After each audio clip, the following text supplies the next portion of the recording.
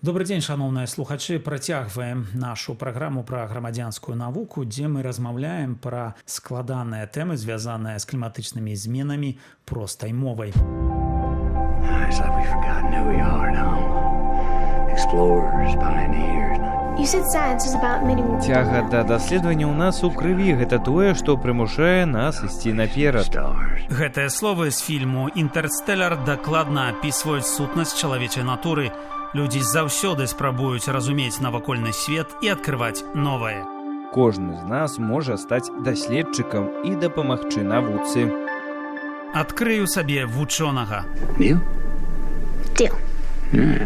У папярэдняй перадачы мы абмяркоўвалі такія дакументы, як ацэнка па ўздзеянню на навакольнае асяроддзе і стратэгічная экалагічная ацэнка. Сёння бы хацелі працягнуць такую складаную тэму, звязаную з дакументамі, і хацелі б паразмаўляць пра яшчэ адзін дакумент, справаздачу па ацэнцы ўздзеяння на навакольнае асяроддзе. Напэўна, некаторыя з вас, пачуўшы гэтую назву, могуць захацець зачыніць кампутар, перастаць слухаць, але варта ўсё ж такі зацікавіцца.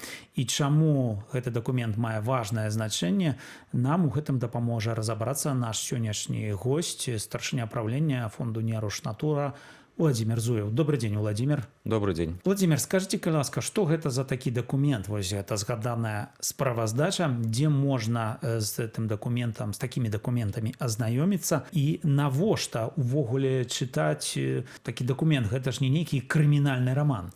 Ну, вы задаеце сапраўды вельмі важнае пытанне, і якія дапамагаюць зразумець і сам дакумент, і саму працэдуру яго стварэння і абмеркавання. І перш чым пачаць, я хацеў бы звярнуць увагу, што тое, што я буду расказваць, яно звязана менавіта з практыкай, нацыянальнай практыкай у Беларусі. Справа тым, што напрыклад, той же самой Польшчы або ў іншых краінах Еўрапейскага Саюзу пры кліматычным фінансаванні розных праектаў там выкарыстоўваюцца трошкі іншыя стандарты, і, канешне, пра гэта можна гаварыць ужо ў іншым кантэксце. Ну, але прынцып, відаць, падобны, так? Так, і вось вельмі важна зразумець, на якіх патрабаваннях засноўваецца гэты дакумент, які мы называем справаздача па ацэнкі ўздзеяння на навакольнае асяроддзе. І мы звяртаемся да гэтага дакумента, калі хочам зразумець, што плануецца пабудаваць, зрабіць на пэўнай тэрыторыі. І як той ці іншы праект, які будуецца, ён будзе ўплываць на навакольнае асяроддзе і на здароўе чалавека. І гэта дазваляе, выкарыстанне, чытанне гэтага дакумента, яно дазваляе нам зразумець, які ўплыў плануецца і якія дзеянні праектыроўшчык плануе выкарыстоўваць, каб зменшыць гэты негатыўны ўплыў на навакольнае асяроддзе і здароўе. Навогуле, калі гаварыць пра вось гэтую справаздачу па ацэнкі ўздзеяння на навакольнае асяроддзе, то гэта пашпарт, па сутнасці, будучай дзейнасці. Там напісана, што будуюць, як гэта будзе ўплываць на навакольнае асяроддзе і што зробяць, каб мінімізаваць шкоду. Дакумент распрацоўваецца ў адпаведнасці з нацыянальнымі нормамі Рэспублікі Беларусь. Ну і як толькі з'яўляецца абвестка пра пачатак нейкіх грамадскіх абмеркаванняў гэтага праекту, справаздача размяшчаецца справаздача ў электронным выглядзе ў раздзеле на сайце выканкама, які называецца «Грамадскія абмеркаванні». Так што трэба пачытаць гэты дакумент, і там ёсць кантакты, куды можна звярнуцца са сваімі прапановамі або пытаннямі, і на гэта ўсё даецца мінімум 30 дзён. Так што важна не прапусціць гэты дэдлайн ад моманту з'яўлення дакумента на сайце і да яго да моманту завяршэння. Рэальна такі дакумент прачытаць, там ж, напэўна, мноства старонак, тэхналагічная, розная такая мова складаная, спецыфікацыя, як в этом усім разабрацца? Канешне, дакумент можа быць нават сотні старонак, і гэта класічная такая памылка спрабаваць прачытаць увесь дакумент як нейкі такі твор з пачаткам, з уводзінамі, нейкімі эмацыйнымі падзеямі пасля завяршэння. Не. Вы проста заснеце ўжо на першым тэхнічным апісанні, і я рэкамендую рабіць першы крок, гэта прачытаць так званае рэзюменне тэхнічнага характару. Гэта кароткая выпіска з усяго дакумента, якая павінна быць напісана простай мовай, даступнай мовай для любого чалавека, і ў гэтым раздзеле павінны быць адказы на галоўныя пытанні. якая тэхналогія будзе выкарыстоўвана ў тым ці іншым праекце, які прагноз уздзеяння гэтага аб'екту на навакольнае асяроддзе, напрыклад, на паветра, ваду, глебу, біёразнастайнасць, і якія прыродаахоўныя мерапрыемствы будуць праводзіцца падчас будаўніцтва. Ну, вы, напэўна, сутыкаліся з такімі дакументамі, то, можа, падзеліцеся нейкімі так званымі лайфхакамі. Самае галоўнае – гэта правяраць факты, якія прапісаны ў праектыроўшчыкамі ў гэтым дакуменце. Па-першае, вы павінны, чытаючы нават гэтае рэзюме, дакладна адказаць сябе на некалькі базавых пытанняў. Першае, што менавіта збіраюцца будаваць?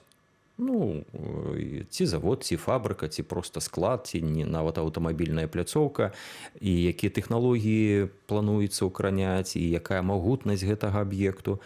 Дзе менавіта размесціцца аб'ект, напрыклад, наколькі блізка да жылой забудовы, або да водных аб'ектаў, да прыродаахоўных тэрыторый, і нават якія аб'екты ўжо непасрэдна размешчаны на пляцоўкі, якая мяжуе з будаўнічай пляцоўкай. Важны момант – гэта ці ёсць абмежаванне для размяшчэння прадпрыемства.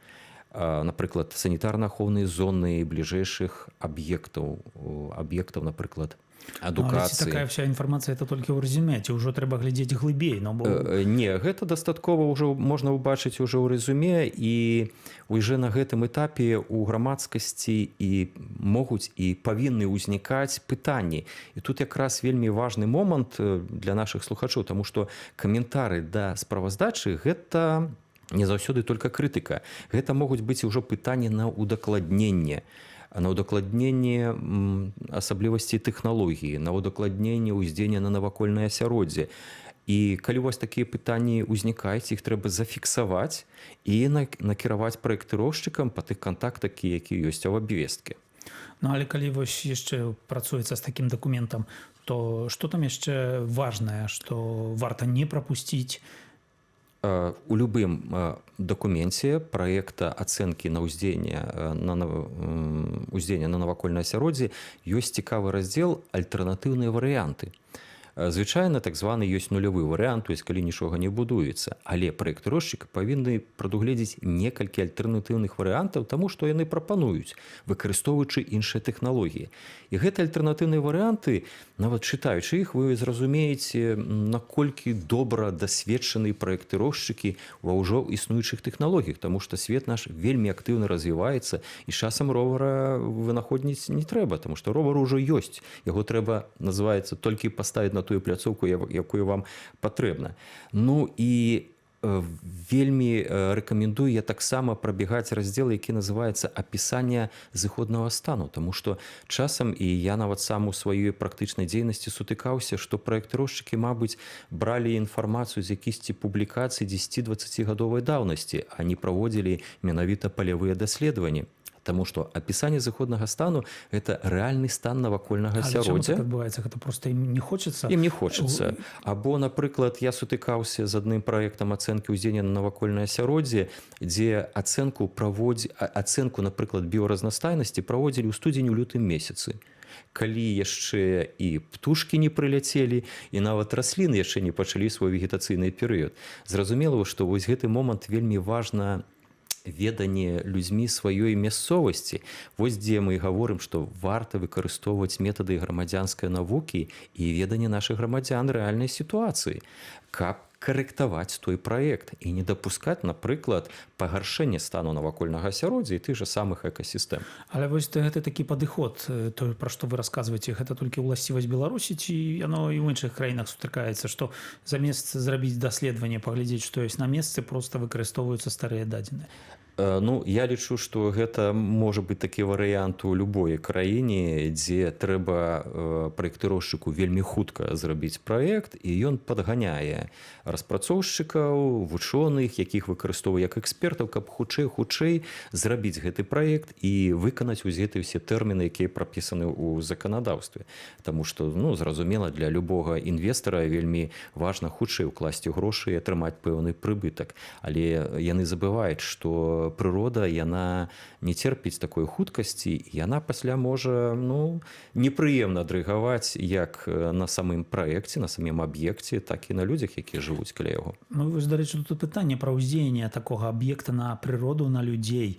Як гэта выглядае ў такой справаздачы, у гэтым дакуменце, якія там лічбы, моманты прапісваюцца, на што варта звяртаць увагу? Дарэчы, момант, раздзел, які звязаны з уздзеяннем на навакольнага асяроддзя, ён адзін з самых складаных, таму што там выкарыстоўваецца мноства табліц, статыстычнай інфармацыі, карты, напрыклад, распаўсюджвання забруджваючых рэчываў у залежнасці ад ружы ветроў.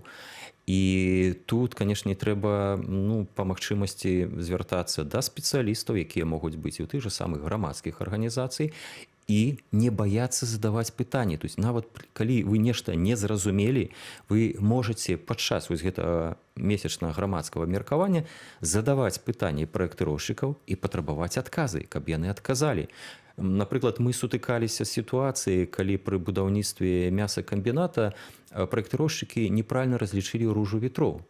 Пры ветры, напрыклад, які ідзе з Атлантычнага акіяна, яны напісалі, што наадварот, выкід і распаўсюджванне забруджваючых рэчываў будзе не па руху ветру, а супрацьлеглы бок ад жылога масіву. А на самой справе, калі мы пачалі дэтальна чытаць, аказалася, што проста-напроста пераблыталі стороны свету. І гэта прыйшлося нам выпраўляць як экспертам з грамадскай арганізацыі, і мы прымусілі праектыроўшчыка, каб ён на гэты аб'ект паставіў дадатковыя фільтры па ачысткі газападобных выкідаў. То бок рэальна ў такіх разліках знайсці сапраўдную пагрозу, так? Так, і зараз вельмі важна ў кантэксце зменаў клімату, вельмі шмат якія праектыроўшчыкі на гэта не звяртаюць увагу, таму што змены характару выпадзення ападкаў на той ці іншай тэрыторыі будучага прамысловага аб'екту, змены сілы ветру, навогуле змяняючыся тэмпературныя рэжымы, яны ведь могуць вельмі істотна паўплываць на тэхналагічныя працэсы. І часам праектыроўшчыкі, як мы лічым, я іх могу называць трошкі недасведчаны, яны гэта не ўлічваюць. А мы, як грамадскасць, можам указаць на гэта і патрабаваць, каб праектыроўшчык дадаткова разлічыў іншыя паказчыкі. Ну, Владимир, а калі зрабіць такое кароткае падсумаванне, скажем, вось для людзей, якія ідуць на такія слуханні альбо спрабуюць знаёміцца з гэтым дакументам, нейкі такі чек-ліст, ці вы б маглі ім назваць, сказаць, на што трэба звяртаць увагу і дзе могуць быць сапраўдныя пагрозы? Сапраўды можна выкарыстоўваць пэўны такія алгарытмы дзеянняў. Па-першае, калі вы рыхтуеце нейкі каментар, гэта спасылацца на канкрэтны раздзел, пазначыць раздзел, нават старонкі справаздачы, перанесці тую частку сказа, якую вы не разумееце, перад тым, як папрасіць, растлумачыць, даць больш поўны разлік нейкага негатыўнага ўздзеяння. Па-другое, апісваць факты, а не даваць ацэнкі. Напрыклад, у раздзеле 5 не ўлічаны сезоннае падтапленне, што пацвярджаецца назіраннямі жыхароў горада А. І заўсёды у прапановах, у каментарах не павінна быць крытыкі.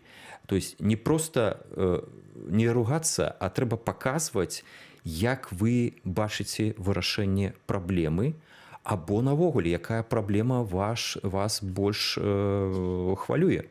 І менавіта патрабаваць ад праектыроўшчыка, каб ён карэктаваў тыя тэхналогіі, якія ён прапануе на тым ці іншым аб'екце. Але так шчыра кажучы, гэта вельмі сур'ёзная праца, за якую вам не плацяць, то як тут людзей да гэтага матываваць, з якімі вы прыкладамі здараліся на практыцы? Самая галоўная матывацыя тое, што новы аб'ект, які можа змесціцца калі іх жылога дома, каля школы, каля дзіцячага садка, яна пры выкарыстанні недакладных тэхналогій можа мець істотны ўплыў на здароўе гэтых людзей.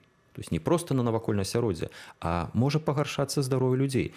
Напрыклад, распрацоўка торфарадовішча, яна быццам бы можа даць новыя працоўныя месцы, але яна прывядзе да асушэння падземных водаў, а это азначае, што ў водных свідравінах і ў калодзежах знікне вада.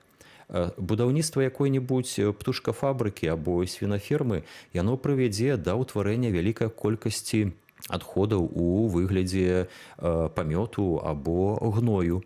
І гэта таксама паўплывае на тыя ж самыя падземныя воды, павялічыць колькасць нітратаў, якія могуць трапіць у арганізм чалавека. Не гаворачы, што завод, які выкідвае газападобныя рэчывы, ён можа кожны дзень і кожную хвіліну ўплываць на вашае дыханне і пагаршаць вашае здароўе.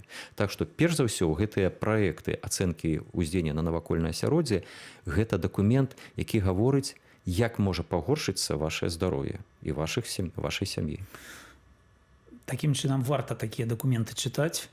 Можа быць, не для ўсіх, калі нехта не ў стане альбо не мае тэхнічных адпаведных ведаў, але, так як кажа наш сённяшні госць, заўсёды варта звяртацца да грамадскіх арганізацый, дзе ёсць спецыялісты, якія могуць дапамагчы, але самае галоўнае не баяцца адчыняць такія дакументы, знаёміцца з імі і спрабаваць рэагаваць у адпаведным моманце, таму што все гэтыя праектныя змены, праектныя працы могуць непасрэдна паўплываць на жыццё людзей. Пра гэта мы сёння размаўлялі з нашым госцем, экспертам з фонду «Неруш Натура» Уладзімірам Зуевым. Дзякуй вялікі, Уладзімір. Дзякуй.